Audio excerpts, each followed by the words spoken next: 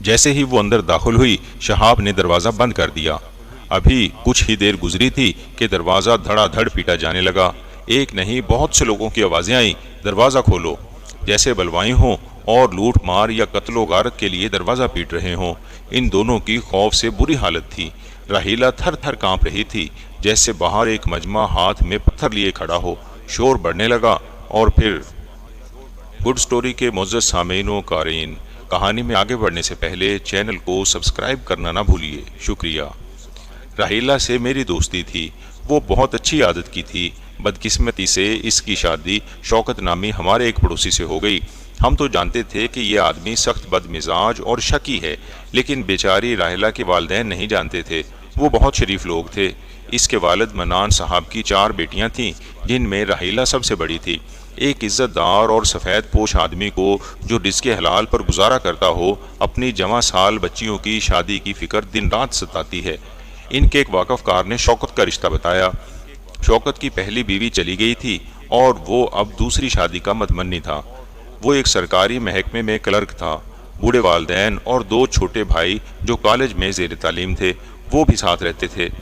इसके घर के बाकी सभी अफराद ठीक थे, यानी महल्ले वालों को इनसे कोई शिकायत ना थी, मगर शौकत के अक्कड़पन की बाइस जो इसे देखता कतरा कर निकल जाता।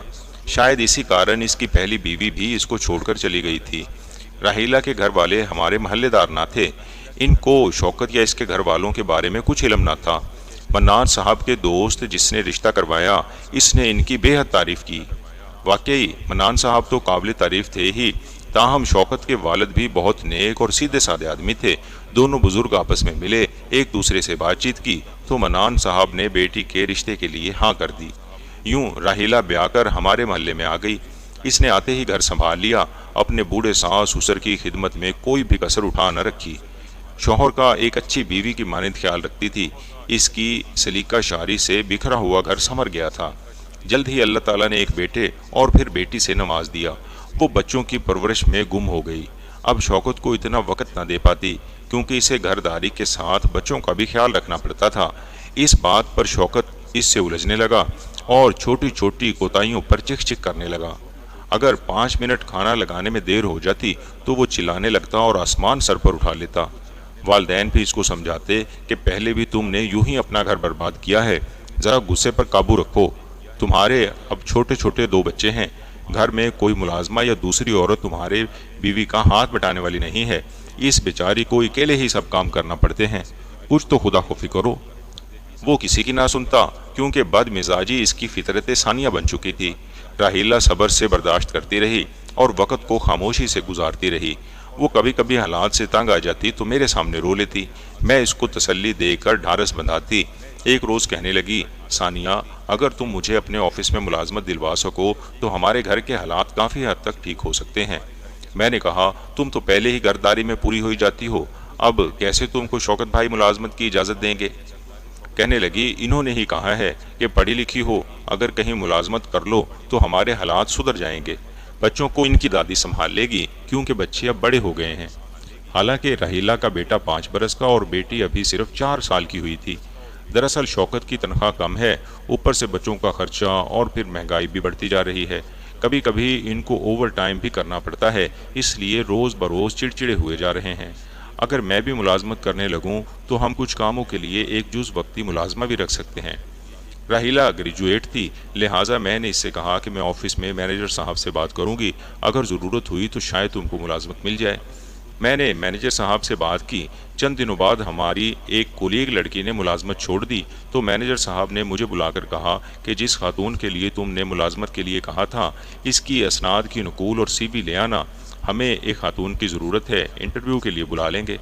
मैंने राहीला के घर जाकर बताया। वो बहुत खुश हुई और अपने कागजात मेरे हवाले कर दिए। मैनेजर साहब ने 2 रोज़ बाद राहीला को ऑफिस आने का कहा। इसका मुख्तसर सा इंटरव्यू लिया और तकर्ररनामा तैयार करा दिया। राहीला पर अब दोहरी जिम्मेदारी थी। हमारे ऑफिस की छुट्टी 5 बजे होती और हम तकरीबन 6 बजे घर पहुंच पाते थे। इसके बच्चे दादी जाने कैसे संभालती। घर जाते ही राहीला रात का खाना तैयार करती, जबकि नाश्ते से पहले वो कुछ घरेलू काम करने के बाद दोपहर का खाना भी तैयार करके निकलती थी। इन्हीं दिनों ऑफिस में एक और असामी खाली हुई اور ایک نیا جونیئر مینیجر سیٹ پر آ گیا جس کا نام شہاب تھا۔ شہاب صاحب کا تعلق ایک دوسرے شہر سے تھا۔ وہ کمپیوٹر پر کام جانتے تھے۔ ہمارے آفس میں چند ہی لوگ اس پر کام کرتے تھے، ان میں ایک شہاب صاحب بھی تھے۔ ان کے ذمے یہ کام لگایا گیا کہ وہ ہم خواتین کو کمپیوٹر کا استعمال سکھائیں گے، لہٰذا بریک میں وہ ایک دن مجھے اور ایک دن راحیلہ کو کمپیوٹر پر دفتری کام سکھانے لگے۔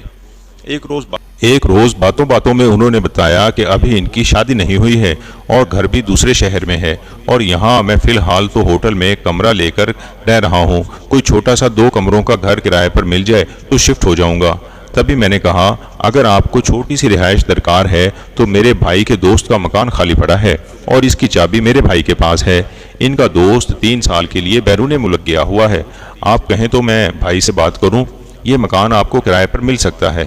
انہوں نے کہا ضرور بات کریں، یہ آپ کا احسان ہوگا۔ میں نے بھائی سے بات کی، انہوں نے کہا کہ ہاں مل سکتا ہے۔ شہاب صاحب کو میں نے اپنے بھائی کا فون نمبر دیا تھا، انہوں نے بات کی، دونوں نے آپس میں وقت طے کیا اور میرے بھائی نے مکان ان کو دکھا دیا جو ہمارے گھر سے اگلے بلاک میں تھا، یہ آفس سے بھی زیادہ دور نہیں تھا۔ شہاب نے مکان کرائے پر لے لیا اور اس میں شفٹ ہو گئے۔ چھٹی کے وقت بھی راحیلہ میرے ساتھ واپس گھر آ جاتی اور جب اس کا کوئی بچہ بیمار ہوتا تو مینیجر صاحب کو مجبوری بتا کر وقت سے آدھا گھنٹہ پہلے چھٹی لے کر گھر چلی جاتی، لیکن وہ اپنا کام پورا کر کے جاتی تھی۔ اس روز بھی اس کا بیٹا بیمار تھا، اس نے چھٹی لی اور جلدی گھر جانے کو ہوئی۔ تبھی شہاب صاحب نے کہا راحیلہ اگر برا نہ مانو تو میں تم کو تمہارے گھر کے پاس چھوڑ دوں، کیونکہ مجھے بھی آج جلد جانا ہے، میرے والد صاحب خانیوال سے آ رہے ہیں۔ وہ شہاب صاحب کے ساتھ ان کی گاڑی میں چلی گئی۔ بدقسمتی سے شوکت اس وقت دفتر سے گھر آ رہا تھا، کیونکہ وہ 4 بجے اپنے آفس سے گھر پہنچ جاتا تھا۔ بیوی کو گاڑی سے اترتے دیکھ لیا، بس پھر کیا تھا، یہ ایک غلطی جو راحیلہ سے سرزد ہو گئی تھی ناقابل معافی تھی۔ مانا کہ اس کی غلطی تھی، لیکن لفٹ لینے دینے میں دونوں میں سے کسی کی بھی بدنیتی شامل نہ تھی، تاہم اس غلطی کی سزا تو ملنی ہی تھی۔ شوکت جیسا شوہر بھلا کب اپنی بیوی کو معاف کر سکتا تھا؟ اس روز شوکت نے بیوی پر بہت سنگین الزام لگایا اور اس پر بری طرح چلایا اور کہا کہ تم ملازمت پر جانے کے بہانے یاروں سے ملتی ہو اور ان کے ساتھ آوارہ کاروں میں گھومتی پھرتی ہو۔ اس کے بعد تو روز ہی شوکت بیوی سے جھگڑنے لگا، بات بے بات اس کی تذلیل کرتا اور آوارہ عورت کہتا۔ محلے والے بھی سنتے کہ شوکت بیوی کو عجب القابات سے نواز رہا ہے۔ بات اڑتے اڑتے تمام محلے میں پھیل گئی۔ کسی نے کہا نوکری کرنے کی کیا ضرورت ہے، تو کسی نے کہا پڑھی لکھی بیوی کا کیا یہی کردار ہوتا ہے؟ غرض جتنے منہ اتنی باتیں۔ حیرت تو یہ تھی کہ شوکت کی عادات اور جھگڑالو مزاج کو جانتے ہوئے بھی اکثر محلے دار اسی کے حق میں بات کرتے اور راحیلہ کو ہی غلط کہتے تھے، حالانکہ میں جانتی تھی کہ وہ بالکل بھی ایسی نہیں ہے۔ وہ صرف اپنے گھر، شوہر اور بچوں کے بارے میں ہی سوچتی تھی اور انہی کے سکھ کی خاطر اتنی محنت کر رہی تھی۔ اس نے تنگ آ کر شوہر سے کہا کہ اگر تم کو مجھ پر اعتبار نہیں ہے تو میں چھوڑے دیتی ہوں نوکری، ملازمت بھی تو میں آپ کی مالی پریشانیاں کم کرنے کے لیے کر رہی ہوں۔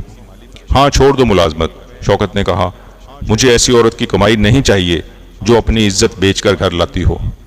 راحیلہ نے اتنے سخت الزامات کی وہ چھاڑ سے گھبرا کر استعفیٰ دے دیا اور ملازمت چھوڑ کر گھر بیٹھ گئی۔ اس نے سوچا کہ خود کو اور اپنے معصوم بچوں کو تکلیف دے کر میں جس شخص کی معاملت کرنے کو کشٹ اٹھا رہی ہوں، جب وہی مجھے بد کردار ثابت کرنے پر تلا ہے تو کیوں نہ اپنے بچوں کے ساتھ گھر بیٹھوں۔ اس نے نوکری چھوڑی تو شوکت کو اور طیش آ گیا، اس کا رویہ بہتر نہ ہوا۔ اس نے راحیلہ پر عرصہ حیات تنگ کر دیا، اس کے چلانے کی آواز ہم تک آتی تھی۔ ایک روز شہاب نے مجھ سے پوچھ ہی لیا کہ مسز فہیم، یہ تو بتائیے کہ راحیلہ نے کیوں نوکری چھوڑ دی؟ اسے تو ملازمت کی اشد ضرورت تھی۔ میں نے بتایا کہ آپ کی وجہ سے چھوڑی ہے، آپ نہ اس روز کار میں اس کے گھر تک ڈراپ کرنے کا کہتے اور نہ یہ حالات بنتے۔ اس کا شوہر بہت غصیلا اور شکی آدمی ہے، اس نے راحیلہ کو گھر کے پاس آپ کی گاڑی سے اترتے دیکھ لیا تھا، تبھی سے اس کی زندگی اجیرن کر دی۔ شوکت اب روز ہی اس کو گھر سے نکالنے کی دھمکیاں دیتا ہے، اپنے والدین کے سمجھانے سے بھی نہیں سمجھتا۔ مجھے تو لگتا ہے کہ جیسے اس کی پہلی بیوی نے طلاق لے لی تھی، وہ راحیلہ کی بھی اب ایک دن طلاق تک نوبت پہنچا دے گا۔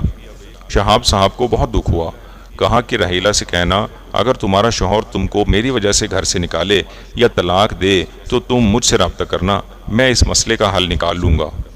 میں نے راحیلہ سے یہ بات کہہ دی۔ ایک دن بھی نہ گزرا تھا کہ شوکت نے پھر سے بدسلوکی کی اور راحیلہ کو گھر سے نکال دیا۔ یہ رات 10 بجے کا وقت تھا۔ اس وقت وہ نہ تو کسی کے گھر جا سکتی تھی اور نہ اپنے والدین کی طرف کہ وہ دور رہتے تھے۔ وہ ہمارے گھر آئی۔ میں نے اس کو تسلی دی اور کہا کہ تم رات ہمارے گھر رکو، صبح ہم شوکت کو سمجھائیں گے۔ میرے شوہر جا کر اس کو سمجھانے کی کوشش کریں گے۔ وہ رو رہی تھی کیونکہ اپنے بچوں کے بغیر رہنا اس کے لیے بہت دشوار تھا۔ بہرحال کسی طرح رات کٹی۔ صبح ہوئی۔ ناشتے کے بعد فہیم شوکت کے پاس گئے۔ کہا کہ کیا تم نے بیوی کو رات گھر سے نکال دیا تھا یا وہ خود چلی گئی تھی؟ جس پر شوکت نے کہا کہ میں نے خود نکالا تھا اس آوارہ کو۔ خدا جانے شادی سے پہلے اس کے کیا سلسلے تھے اور اب بھی کیا ہیں۔ میں نہیں رکھ سکتا ایسی بیوی کو۔ اور بچوں کا کیا سوچا ہے؟ میں بچے بھی اسی کے حوالے کر دوں گا۔ میری ماں بوڑھی ہے، وہ بھلا کیوں کر ان کو سنبھال سکتی ہے۔ جب میرے بچے بڑے ہوں گے تو لے لوں گا۔ ایسے جوابات نے میرے شوہر کو لاجواب کر دیا۔ گھر آ کر مجھ سے کہا کہ ایسے شوہر کو سمجھانا محال ہے۔ اگر اس نے راحیلہ کو رکھ بھی لیا تو اسی طرح اس کی زندگی اجیرن رکھے گا۔ ایسے آدمی کا کوئی علاج نہیں۔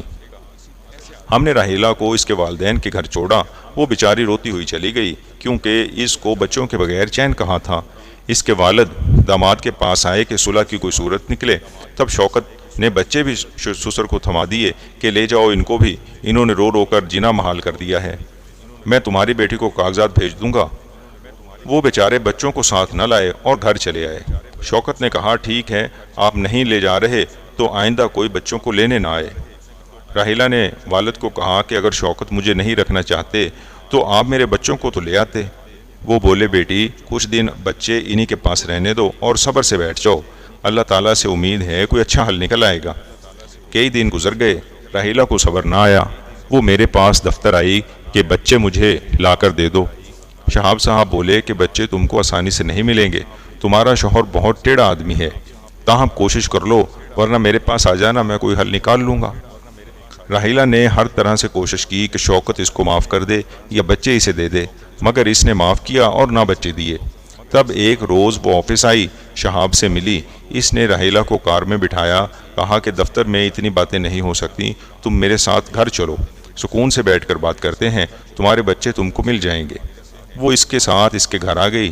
شہاب نے راحیلہ کو گھر کی بیٹھک میں بٹھا دیا کیونکہ 2 ہی کمرے کا مکان تھا، ایک بیڈ روم دوسری بیٹھک، جس کا دروازہ اور کھڑکی باہر کی طرف تھی۔ شوکت کے دل میں کوئی بے ایمانی نہ تھی، لیکن راحیلہ کی حالت دیکھ کر اس کو اس عورت پر بہت ترس آیا۔ اس نے کہا رو مت، اگر شوکت دوبارہ گھر نہیں لے گیا تو بچے تم کو ضرور مل جائیں گے۔ اس طرح کی تسلیاں اس نے راحیلہ کو دیں تو ڈوبتے کو تنکے کا سہارا کے مصداق اس نے اس کو اپنا نجات دہندہ سمجھ لیا۔ کچھ دن بعد وہ پھر چھٹی کے روز میرے پاس آئی، بچوں کی خیریت دریافت کی اور جاتے ہوئے شہاب کی بیٹھک پر دستک دی کہ اس کا مکان زیادہ دور نہ تھا۔ شہاب نے دروازہ کھولا، بیٹھک میں اسے بٹھایا، کہا کہ اگر اتنی ہی بے چین ہو تو جرت کر کے اپنے گھر کے اندر چلی جاؤ، تمہارے ساس سسر اور دیور بھی تو ہیں گھر میں، وہ تمہارا ساتھ دیں گے۔ ممکن ہے شوکت تم کو دوبارہ رکھ لے، ورنہ میں عدالت سے تم کو بچے دلوانے میں مدد کروں گا۔ شہاب نے تو اس کی بچوں کے لیے بے قراری دیکھ کر یہ کہا تھا۔ وہ اسی وقت بیٹھک سے نکلی اور دوبارہ شوکت کے گھر پہنچی۔ دروازہ کھلا تھا، وہ اندر چلی گئی۔ ساس نے اسے بٹھا لیا، اس نے بچوں کو گلے لگایا، پیار کیا، کہا شوکت جو مجھ سے سلوک کرے، مگر میں یا تو بچوں کے پاس رہوں گی ورنہ اپنے بچے لے کر جاؤں گی۔ اس روز شوکت گھر پر نہ تھا، بس وہ بچوں کے پاس دن بھر رہی۔ رات کو وہ آ گیا، راحیلہ کو دیکھ کر آگ بھگولا ہو گیا اور کہا کہ جب میں نے تم کو گھر سے نکال دیا تو پھر تم کیوں آئی ہو؟ چلو نکلو میرے گھر سے، کیا تم بچے اغوا کرنے آئی ہو؟ غرض اس نے دوبارہ راحیلہ کو گھر سے نکال دیا۔ وہ اس بار ہمارے گھر نہیں آئی، پھر شوکت پھر سے شہاب کے گھر چلی گئی۔ اس کو روداد سنانے کے لیے دستک دی۔ وہ باہر نکلا، راحیلہ کو دیکھ کر کچھ گھبرا گیا، کہا کہ جانتی ہو میں اکیلا رہتا ہوں، رات کے وقت تم کو نہیں آنا چاہیے تھا، خیر آ گئی ہو تو اب اندر آ جاؤ، جو بات کہنی ہے بتا دو۔ راحیلہ کو اس نے بیٹھک میں بٹھا دیا۔ وہ بولی جو تم نے کہا تھا میں نے کیا، ساس سسر مجھے واپس لانا چاہتے ہیں مگر شوکت ان سے زور آور ہے، اب بس اندھیرا ہے میری زندگی میں، آگے کی سب راہیں بند ہیں، میں کیا کروں؟ والد بھی بچوں کو لانے میں کامیاب نہیں ہوئے۔ اچھا تم اس وقت اپنے والدین کے گھر جاؤ، یہ وقت میرے پاس آنے کا ہرگز نہیں ہے، بلکہ میں خود تم کو تمہارے والدین کے پاس چھوڑاتا ہوں، صبح بات کریں گے۔ اسی وقت دروازے پر دستک ہوئی۔ یہ شوکت تھا جس نے راحیلہ کو گھر سے نکالا تو اس کا پیچھا کیا کہ کس کے ساتھ جاتی ہے اور دیکھوں تو کہ کہاں جاتی ہے۔ جب دیکھا کہ وہ اس مکان میں داخل ہوئی ہے جو اگلے بلاک میں سڑک پر ہے، اس نے محلے والوں کو اکٹھا کیا۔ ادھر شہاب نے اس خوف سے بیٹھک کا دروازہ بند کر دیا تھا کہ اس کا کوئی دوست شاید اس سے ملنے آ جائے۔ شہاب نے پوچھا کون ہے؟ ایک نہیں بہت سے لوگوں کی آوازیں آئیں، دروازہ کھولو، جیسے بلوائی ہوں اور لوٹ مار یا قتل و غارت کے لیے دروازہ پیٹ رہے ہوں۔ ان دونوں کی عزت جانے کے خوف سے بری حالت تھی۔ راہیلہ تو تھر تھر کانپ رہی تھی، جیسے باہر ایک مجمع ہاتھ میں پتھر لیے کھڑا ہو۔ شور بڑھنے لگا، دروازہ دھڑا دھڑ پیٹا جانے لگا۔ لگتا تھا کہ دروازے کے دونوں پٹ اکھڑ کر ان کے سروں پر آ گریں گے۔ بیٹھک کی ایک کھڑکی سڑک پر کھلتی تھی، اس کی دراز سے جھانکا۔ راہیلہ کو سامنے شوکت بہت سے لوگوں کے ہمراہ کھڑا نظر آ گیا۔ اب تو اس کا مر جانا یقینی تھا۔ ہائے ری عورت کی عقل، وہ اس وقت یہاں آئی ہی کیوں؟ یا مایوسی نے مت مار دی تھی یا بچوں کی جدائی نے؟ جان سے زیادہ جب عزت کو خطرہ ہو تو آدمی مر جانے کا ہی سوچتا ہے، مگر موت بھی کہاں اپنے بس میں ہوتی ہے۔ شہاب کو پہلے تو گھبراہٹ میں کچھ نہ سوجا، اچانک یاد آیا کہ اس کے بھائی کا ایک دوست یہاں ڈی ایس پی لگا ہوا ہے۔ اس نے بڑے بھائی کو فون کر کے فوری معلوم کیا اور پھر پولیس آفیسر کو فون کر دیا۔ اس نے خوش قسمتی سے فون اٹھا لیا۔ اس سے پہلے کہ لوگ دروازہ توڑ ڈالتے، پولیس وین پہنچ گئی اور لوگوں کو پرے کیا۔ راہیلہ نے بڑکا اوڑا ہوا تھا۔ پولیس نے ان کو تحویل میں لے لیا اور ساتھ لے گئی۔ لوگوں سے کہا جو معزز لوگ دعوے دار ہوں صرف وہی قریبی تھانے آ جائیں۔ تھانہ دور نہ تھا، سڑک پار تھا۔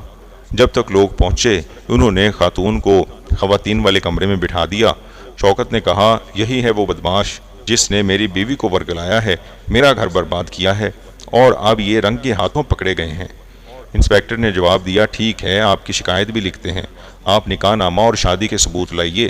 والدین موجود ہوں تو مرد و عورت دونوں کے باپ بھی آ جائیں تاکہ تصدیق و شناخت ہو۔ خاتون پردہ نشین ہے، امکان ہے کہ ان صاحب کے پاس کسی کام سے آئی ہوں اور کوئی مسئلہ درپیش ہو۔ جو قصوروار ہوگا ضرور انصاف ہوگا۔ یہ دونوں ہماری تحویل میں ہیں، آپ لوگ نقص امن کا باعث نہ بنیں اور نہ قانون کو ہاتھ میں لیں۔ ساری کارروائی باضابطہ ہوگی۔ شوکت کے والد نے تو تھانے آنے سے انکار کر دیا، البتہ فاصلے کے سبب راہیلہ کے والد صبح آئے۔ لوگ بھی انتظار کر کے چلے گئے۔ شوکت سے بھی کہا گیا کہ صبح آنا۔ اس وقت ہم کسی خاتون کو جس کی جان کو خطرہ ہو آپ کی تحویل میں نہیں دے سکتے، خواہ آپ کی بیوی ہی کیوں نہ ہو۔ شہاب نے بھائی کو بات کر کے واقعہ سمجھا دیا تھا اور کہا کہ رات کے 10 بجے تھے اور خاتون برقع اوڑے بیٹھک میں بیٹھی تھی۔ اس کا کوئی مسئلہ تھا اور وہ پہلے میرے آفس میں کام کرتی تھی، دوبارہ نوکری شروع کرنے کے سلسلے میں آئی تھی۔ بھائی جان گیا کہ اس کا بھائی بے قصور ہے، تاہم قصور وار بھی ہوتا تو اپنے ناموس کی خاطر پولیس والوں سے منت کرنی ہی پڑتی۔ یہ تو اس کے دوست پولیس آفیسر کے order per police when in کی جان بچانے آ گئی تھی۔ بہرحال تھانے میں ہی اگلے روز راہیلہ کو اس کے شوہر نے طلاق دے دی اور بچے بھی اس کے حوالے کیے، کیونکہ خود بچوں کی دیکھ بھال کر سکتا تھا نہ اس کے والدین۔ بچے بھی ماں کے لیے پریشان تھے۔ راہیلہ کا باپ بیچارہ بیٹی اور اس کے بچوں کو لے کر خانے وال چلا گیا۔ شہاب نے بھی ملازمت اور ہمارے شہر کو خیر بات کہہ دیا اور اپنے بھائی کے پاس لاہور چلا گیا۔ اس نے وہاں اپنے گھر والوں کی مرضی سے اپنی منگیتر سے شادی کر لی اور راہیلہ بیچاری آج تک اپنی غلطی کی سزا بھگت رہی ہے کہ اپنے ساتھ کام کرنے والے شخص کے ساتھ گھر تک کیوں آئی۔ وہ ایک غیر مرد کے ساتھ کام تو کر سکتی تھی، مگر اس سے لفٹ لینا غلطی نہیں، اس کا جرم ٹھہر گیا تھا۔ گڈ سٹوری کے معزز سامعین و ناظرین، کہانی اچھی لگی ہو تو چینل کو سبسکرائب کر دیں۔ شکریہ۔